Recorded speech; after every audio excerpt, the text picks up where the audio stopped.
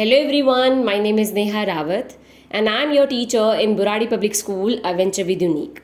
Today in this video, I am going to share some information about National Day of Service and Remembrance, also known as Patriot Day.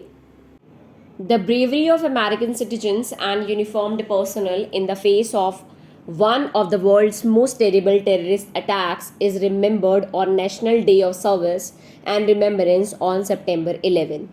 What is the history of Patriot Day or the Day of Remembrance? It was a terrifying day when four planes were hijacked on September 11, 2001, also known as 9/11. The hijackers flew three planes into iconic buildings, the Pentagon in Washington, D.C., and the Twin Towers of the World Trade Center in New York. The fourth plane crashed in a field in Pennsylvania after the plane passengers fought the hijackers.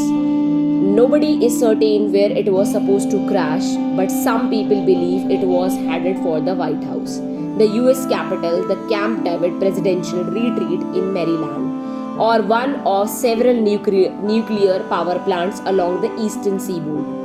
The impact of this attack was devastating. Around 3,000 lives were lost between plane passengers, those in the buildings that were struck, and frontline workers trying to save people.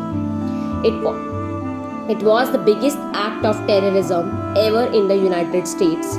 Since then, airplane security has become stricter in many countries as they attempt to avoid a future terrorist attack like 9/11. The majority of lives that were people that worked in the Twin Towers, especially the floors above the collision point, as people were trapped and stranded at the top of the burning skyscraper.